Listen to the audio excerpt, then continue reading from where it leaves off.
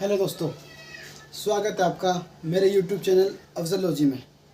आज मैं आपको उपराष्ट्रपति का चुनाव के बारे में सारी डिटेल बताने वाला हूँ।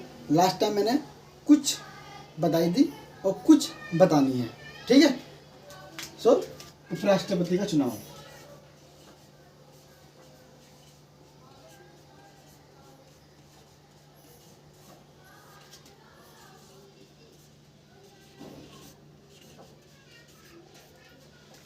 अभी तक मैंने आपको बताया था कि उपराष्ट्रपति के चुनाव में कौन कौन लोग भाग लेते हैं, ठीक है। वापस से मैं रिपीट करता हूँ। उपराष्ट्रपति के चुनाव में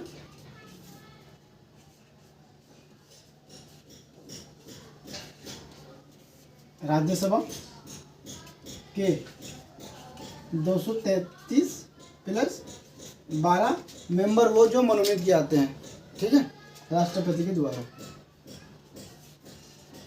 दूसरा, लोकसभा के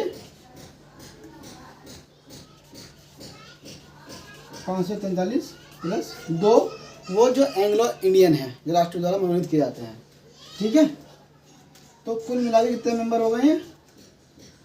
3 2 5, 3 और 1 4 और 2 का 2, ठीक है। कितने हो गए? 545। अब इन दोनों को मिलाओ, कितना होगा? बोलिए। 10 4 4 9, 5 2 7, 5 और 2 7, टोटल 790 कौन? सांसद।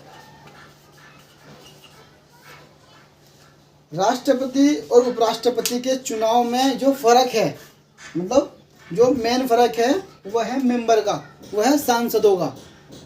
राष्ट्रपति के चुनाव में केवल राज्यसभा के 233 सांसद ही भाग लेते हैं और लोकसभा के 543 सांसद ही भाग लेते हैं। जो ये मनोनीत होते हैं 12 सदस्य राज्यसभा में और 2 सदस्य लोकसभा के, ये राष्ट्रपति चुनाव में भाग नहीं लेते हैं। जबकि उपराष्ट्रपति के चुनाव में ये 12 राज्यसभा के सांसद भी भाग लेते हैं जो मनोनीत किए जाते हैं राष्ट्रपति के द्वारा, और लोकसभा के जो 2 एंग्लो इंडियन हैं जो मनोनीत किए जाते हैं राष्ट्रपति के द्वारा, वो उपराष्ट्रपति चुनाव में भाग लेते हैं। कहना मतलब ये है, संसद के सारे सांसद जो निर्वाचित हैं वो भी, जो मनोनीत है वो भी, वो सब राष्ट्रपति उपराष्ट्रपति के चुनाव में वोटिंग करते हैं, ठीक है। तो टोटल कितना होगा? 790 सांसद उपराष्ट्रपति चुनाव में भाग लेते हैं।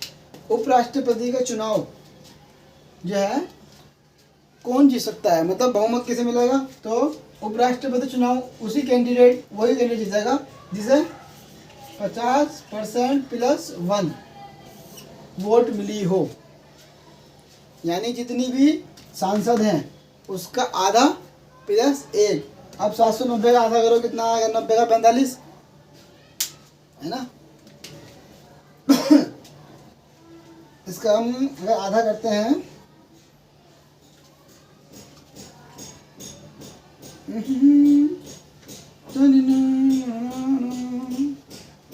790 का हम अगर आधा करते हैं तो कितना आएगा दोस्तों? बताओ। नहीं आओ, तुम्हें भाग कर दिखाता हूँ, छोटी सी कैलकुलेशन भी। 790 को हम आधा करते हैं, 2 3 6, एक बचा पढ़ने उतार लिया, 2 में 18, एक बचा 2 पंजे 10, है ना। तो कितने वोट चाहिए? 395 अप्रोक्स मान लो, ठीक है।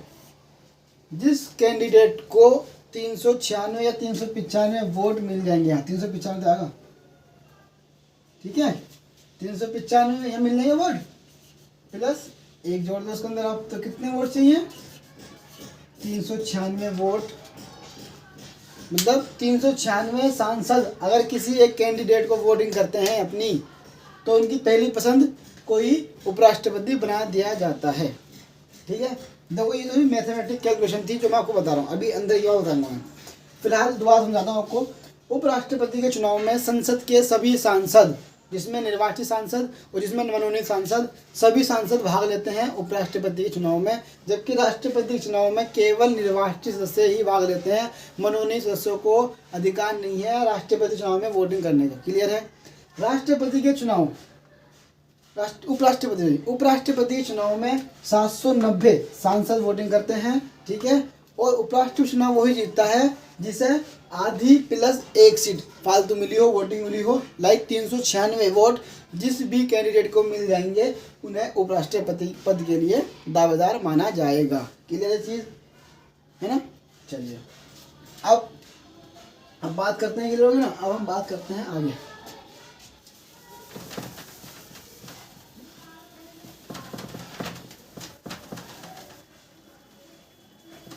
ठीक है, अब बात करते हैं उपराष्ट्रपति का जो चुनाव होता है वो किस प्रक्रिया से होता है, प्रोसेस क्या है उपराष्ट्रपति चुनाव के लिए। जैसे कि मैंने आपको बताया था लास्ट टाइम भी, राष्ट्रपति के वापस जाते हैं, ठीक है, बेक होते हैं।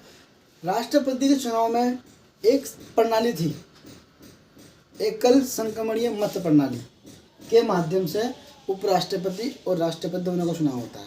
मैं समझाऊंगा ये क्या होती है, मैंने समझाया था, वापस समझाऊंगा। समानुपातिक प्रतिनिधि, पहले तो चीज़ है जो उपराष्ट्रपति हो या राष्ट्रपति दोनों का चुनाव समानुपातिक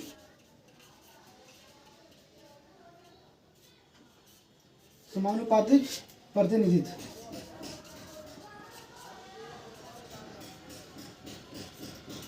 मतलब राष्ट्रपति या राष्ट्रपति चुनाव जो होता है वो समान अनुपात में होता है।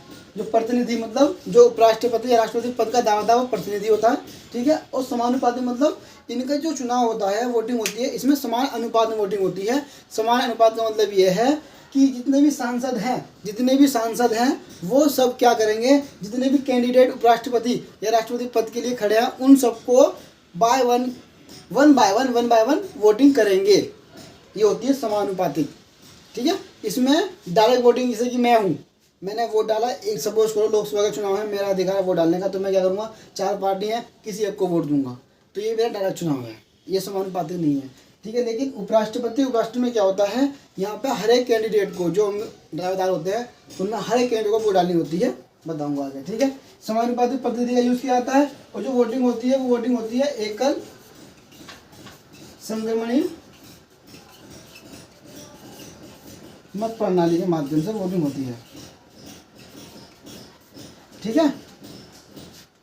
समान अनुपात में वोटिंग होती है। पहली बात, समान अनुपात बताऊंगा क्या होता है। अभी मैंने आपको बताया कि 1 बाय 1 वोटिंग होती है और एकल संक्रमणीय मत प्रणाली के माध्यम से होती है। यानी हर एक को आपको वोट देना है, हर एक कैंडिडेट को आपको वोट देना है। चाहे कैंडिडेट 10 खड़े हो, चाहे 50 खड़े हो, चाहे 100 खड़े हो, चाहे 10,000 खड़े हो, हर एक सांसद को 10,000 को ही वोट देना पड़ेगा, 1 बाय 1। जो बोलते हैं एकल संक्रमणीय मत प्रणाली, हर एक को वोट आपको देना ही है। और समान पाद्यानुपाती में, समान पद मतलब ये है कि जब वोट देने के बाद उसका समान अनुपात निकाला जाएगा, किसको कितने वोट मिले हैं, किसको किस प्रायोरिटी में वोट दिए गए हैं, ठीक है, किसको सबसे ज़्यादा वोट मिले, से बोलता है समानुपातिक। समान अनुपात में बाद में देखा है कौन जीता कौन हारा है।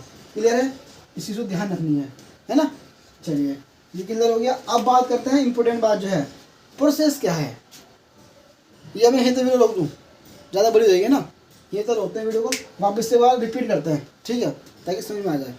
उपराष्ट्रपति का चुनाव और राष्ट्रपति के चुनाव में जो फ़र्क है वो फ़र्क यह है कि राष्ट्रपति के चुनाव में संसद के केवल निर्वाचित सदस्य भाग लेते हैं। निर्वाचित मतलब देखिए, राज्यसभा के 233 सांसद निर्वाचित हैं, ये भाग लेंगे। लोकसभा के 543 निर्वाचित हैं, ये भाग लेंगे, ठीक है। उपराष्ट्रपति चुनाव में क्या है, एडवांस है।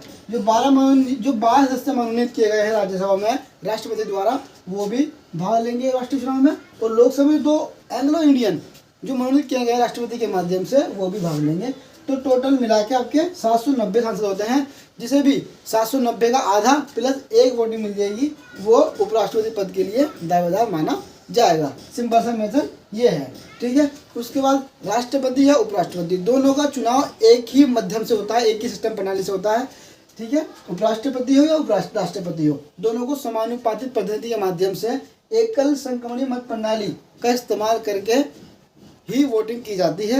एकल संक्रमण करने का मतलब है कि अगर राष्ट्रपति या उपराष्ट्रपति पद के लिए 10 लोग हों या 3 लोग हो, 50 लोग हो, तो हर एक सांसद को 10 के 10 कैंडिडेट को वोटिंग करनी पड़ेगी, ठीक है। वो डिपेंड करता है वोटिंग कैसे होनी है, वो आपको मैं बताऊंगा आगे, ठीक है। लेकिन ये ध्यान रखना है कि राष्ट्रपति और उपराष्ट्रपति चुनाव में समानुपातिक प्रतिनिधित्व का इस्तेमाल किया जाता है और वोटिंग एकल संक्रमणीय मत प्रणाली के माध्यम से होती है।